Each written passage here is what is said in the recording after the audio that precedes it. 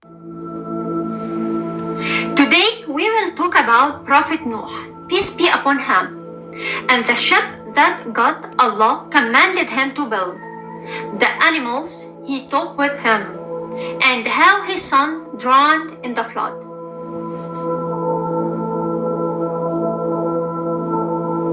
Prophet Noah, peace be upon him, was sent by God Allah to call his people to worship God Allah alone and abandon idol worship. Prophet Noah, peace be upon him, invited his people to worship Allah, God, both day and night, in secret and in public. He tried every possible way to convince them to believe in Allah, God, and leave their idols. However, whenever his people saw him, they would cover their heads with their garments, like this, and put their fingers in their ears to avoid seeing or hearing him. They accused him of madness and threatened to stone him if he continued his call to worship Allah, God. They said, "You are just a human like us. If Allah had wanted, He would have sent angels. We will never abandon the worship of the idols our ancestors used to worship." They also mocked him, saying, "The ones who follow you are the poor and the weak, and they do so without understanding or wisdom." Prophet Noah replied, "I don't ask you for any reward. I don't claim to be an angel. I don't possess wealth, and I don't know the unseen. And I will never expel the poor believer whom you look down upon for their poverty. Allah, God, will judge people based on their deeds, and whoever does good will receive their reward from God, Allah. I am only a prophet sent by God, Allah, to guide you and warn you of His punishment. Do whatever you wish. I have lived among you for a long time." Prophet Noah, peace be upon him, lived for 950 years.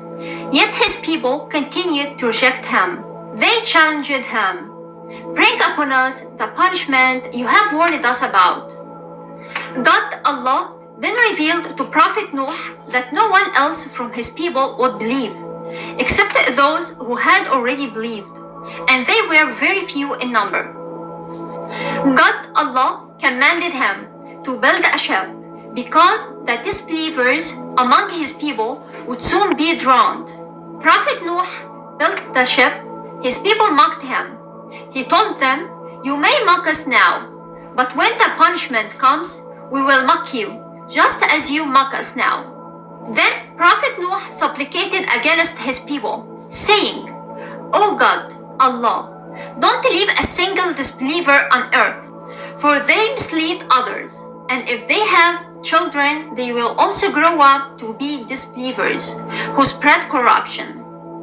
Allah God accepted his supplication and told him, "Iza farat an-nur," which a sign of the flood, board the ship along with the believers and take a pair of every kind.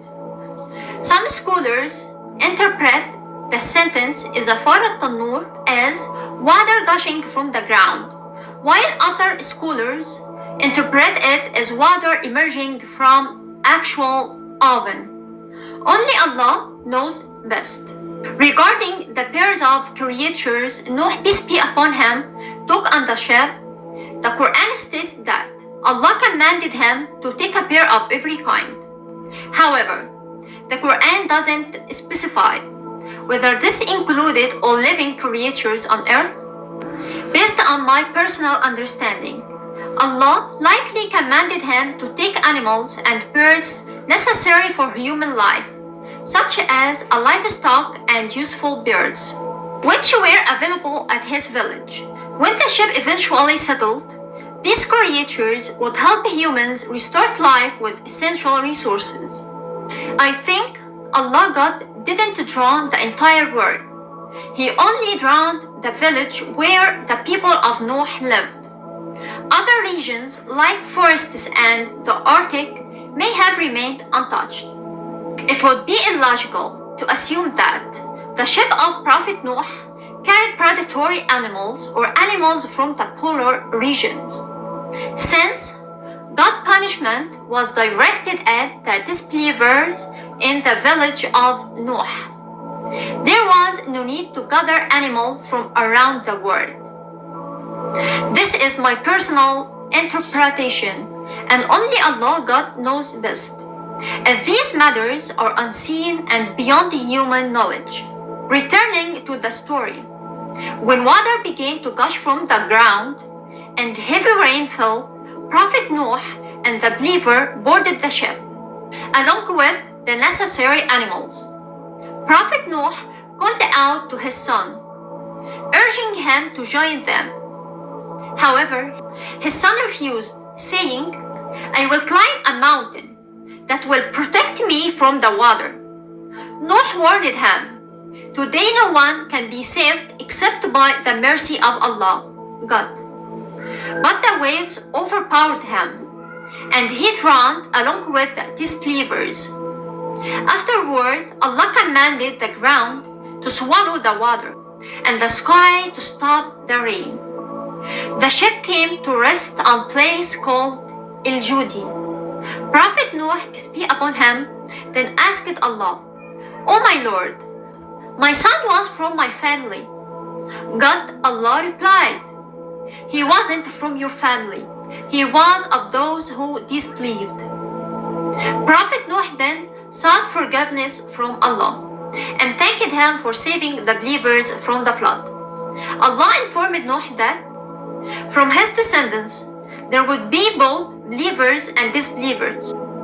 The Quran also mentions that the wife of Prophet Noah was among the disbelievers, but it doesn't explicitly state whether she drowned. However, since God Allah destroyed all the disbelievers, it's highly likely that she drowned. Ultimately, only Allah knows the full details, as these are matters of the unseen. If you like my video, please like and subscribe. Thank you for watching.